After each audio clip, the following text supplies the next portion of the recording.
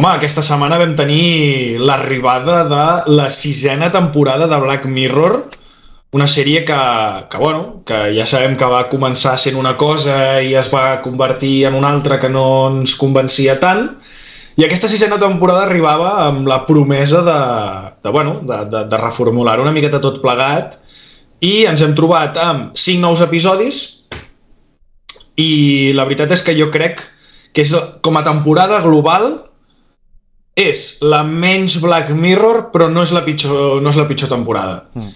Han fet com un moviment que ja havíem vist tocs d'això en altres episodis d'altres temporades, però crec que en aquesta temporada es veu molt més, que és ja no tanta ciència-ficció com a tal, sinó que també passa una mica ja com el terror.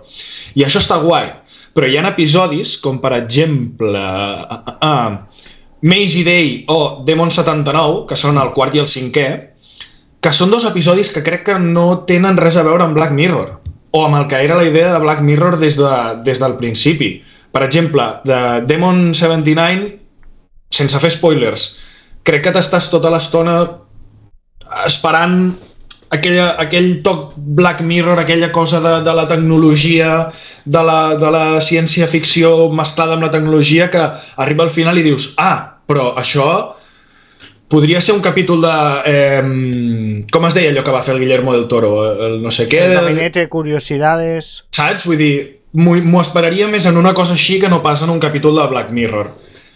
Hi ha altres episodis, com per exemple Johnny's Awful, que és super Black Mirror, o Lock Henry, que crec que és el segon episodi, aquest de Lock Henry, que és el segon de la 6ª temporada.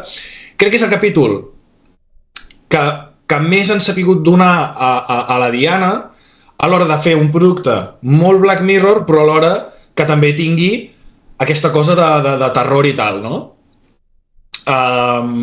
Així en general, crec que té, entre cometes, millor nota, tot i que no m'agrada gaire ficar notes, que les últimes 2 temporades, però segueix sense ser el que veiem des del principi, i de totes maneres crec que hi ha episodis que valen molt la pena, com el primer o el segon, per si us voleu saltar la morralla. A mi el tercer, Beyond the Sea, que és el que apareix Aaron Paul, que és el Jesse Pinkman de Breaking Bad, el vaig agafar amb moltes ganes. És l'episodi més llarg amb diferència, que dura 1 hora i 20. I els 20 minuts ja saps al final. I això ho vaig comentar, no sé si ho vaig fer un TikTok, sí, parlant dels capítols i tal. Dic, hòstia, i no és perquè vulgui jo fer-me el... És que ja sabia el que passaria. És que crec que és molt obvi, perquè crec que no hi ha moltes més opcions de que passin moltes altres coses. Llavors tu ja vas veient que va per aquí. I si d'1 hora i 20 et queda 1 hora de ja saber per on va la cosa, perd ganxo. De totes maneres, sí que recomano moltíssim el segon episodi, que és el de Lock Henry, que ja us dic, crec que té el final d'episodi més Black Mirror, aquests finals de que tot t'ha portat una miqueta a que al final et faci aquest giro, que tingui aquesta reflexió sobre el comportament dels humans, el funcionament de la tecnologia, així també com l'episodi 1, que és una molt bona, entre cometes, colada a Netflix per part de Brooker, el director, perquè al final tot està més que pactadíssim, no? Però aquest episodi 1 és una crítica molt xula a tot el que és Netflix i les plataformes i el acceptar condicions per internet de coses que ni llegeixes. Parla també de les problemàtiques que vindran també amb els deepfakes, fins i tot tu donant consentiment de poder fer servir la teva cara, que això et pugui tot i així portar problemes que no t'esperaves o que no volies. Crec que és bastant rodó també com a episodi de Black Mirror i una bona temporada. O sigui, segurament ara mateix n'hi ha 6, la primera i la segona són les millors, després probablement tindríem aquesta, per mi. A mi el que passa és que en Charlie Brooker es diu, o Brooker? Charlie Brooker, sí, Charlie Brooker. Clar, jo crec que un producte així... és que ho hem vist amb altres sèries antològiques. El problema és que si no tens tios molt bons als guions que et fotin un cop de mà, tenir tantes bones sèries per fer tantes temporades és que és molt complicat. No...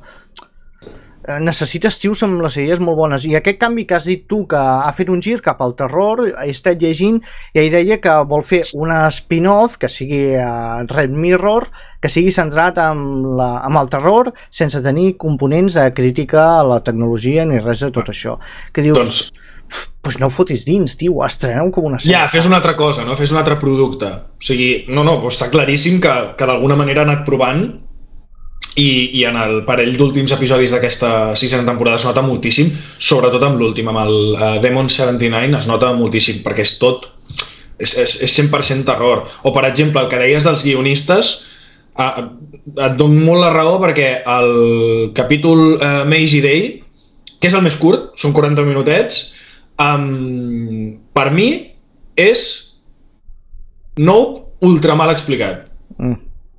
Saps? Ultra mal explicat i evidentment sense tots els components que composen una pel·lícula de Jordan Peele, no? Però al final que retrata aquesta obsessió per la notícia d'última hora, el preu que sigui, no sé què, en aquest cas ho fan a través d'una paparazzi i que persegueixen a una actriu que en hores baixes i tal, i es parla de, jo què sé, doncs tal de foto, però si la pilles plorant o drogant-se, el doble.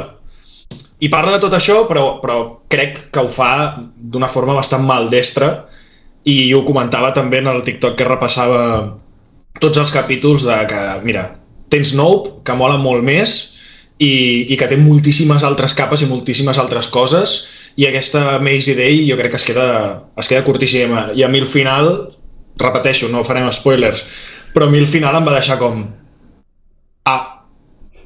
vale, i ja està, saps? O sigui... Però bueno, jo crec que es pot disfrutar bastant aquesta sisena temporada. Jo, encara que segueixin traient 27 temporades, segurament acabaria mirant tots els episodis de Black Mirror, perquè sempre he estat super dins.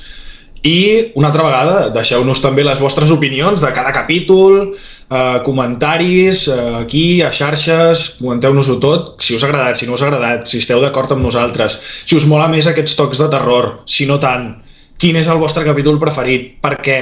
Parlem-ne aquí sota. Pipal.